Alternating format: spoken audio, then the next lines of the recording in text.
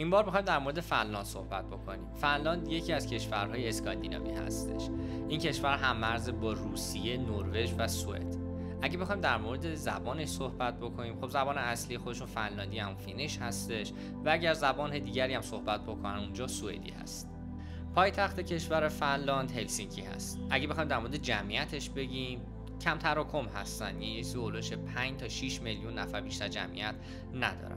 مناظر طبیعی خیلی زیادی هم دارن، از جنگل‌ها و کوه‌های زیباش گرفته تا دریاچه‌ها و دریاهایی که احاطه‌اش کردن. ولی اگه بخوایم در مورد زمستونش بگیم، خب یکی از بلندترین زمستون‌هایی که شما میتونید ببینین رو دارن. اگه بخوایم در مورد مذهبش بگیم، اکثریتشون مسیحی هستن، ولی نکته جالبش اینه که حدود 30% هیچ مذهبی ندارن. در مورد واحد پولیشون یورو استفاده میکنن. اگه بخوایم در مورد کیفیت زندگیشون بگیم، همیشه در صدر جدول بالاترین کیفیت زندگی در دنیا هستن. اگه بخوایم در مورد درآمدشون بگیم، عموم افراد، البته منظورم از عموم افراد هر شغل و سطح تحصیلات متفاوت هست، ولی یک میانگینی از درآمدشون بگیم بین 35,000 تا 40,000 در سال درآمدشون هستش. در مورد هزینه‌های کشور فنلاند اگه بخوایم بیشتر توضیح بدیم، اگر شما یک خونه اجاره بکنید در فنلاند، البته شهر به شهرش واقعا متفاوت هستش. مثال اگه شما در هلسینکی بگیرید 100% اجاره بالاتری و پرداخت بکنید، ولی به صورت میانگین بین 800 تا 1500 تا هستش. حمل و نقل عمومیش در ماه برای شما شاید بین 50 تا 100 یورو پرداختیتون بشه. و اگه بخوایم در مورد خورد و خوراک و هزینه‌های خوراکتون رو بخوایم توضیح بدیم، بین 200 تا 400 یورو هست.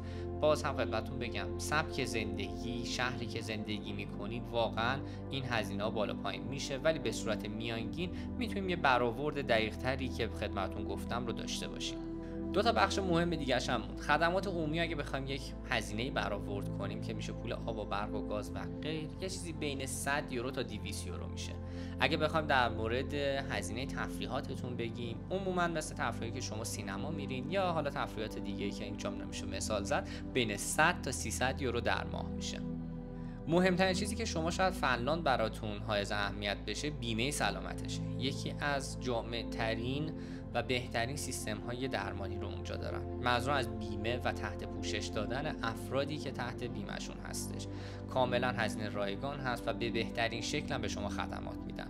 شاید خیلی از کشورها هم بیمه رو به صورت رایگان بدن، ولی خدماتی که شما در کشورهای اسکاندیناوی مثل فنلاند میبینین واقعا در جای دیگه نیستش. خب اگه بخوام یک مجموعی از این هزینه ها رو بگیم، عموما بین 1000 تا 2000 خورده هزینه زندگی یک نفر در فنلاند. البته اگه در شهرهای بزرگترش مثل هلسینکی زندگی بکنین، این هزینه تا 3000 تا هم میرسه. اگه بخوایم در مورد نرخ بیکاریش بگیم، شاید به خاطر رشد اقتصادی که این سالهای اخیر داشته، یکی از پایین ترین نرخ بیکاری رو داره. حوزه‌های خیلی مهمی که در فنلاند شما میتونید مشغول به کار بشین، مثل حوزه آیتی هم فناوری اطلاعات هستش، مهندسی هست، در بخش درمان هستش. نیروی تخصصی زیادی دارن در این حوزه ها میگیرن. حتی هم اگر دیده باشین در بخش های استارتاپی در این حوزه ها خیلی استقبال میکنن. وقتی در مورد کیفیت زندگی در فنلاند صحبت میکنیم، حتی هم این در قسمت کار هم دیده میشه. یعنی کمترین ساعت کاری رو کارمندا اونجا دارن. یه نکته جالب در مورد فنلاند، از سال 2017 به عنوان 5مین کشور شاد دنیا شناخته شده.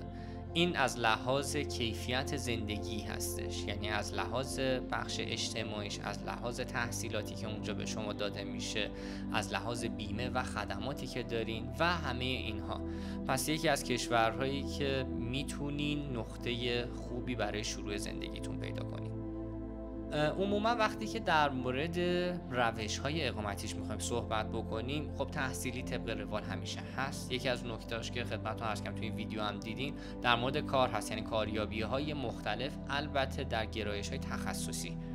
کاملا الان در حال گرفتن نیروی تخصصی هستن. در ادامه همچنان سرمایه‌گذاری‌هاشون هست و ثبت شرکت و شرکت‌های استارتاپ.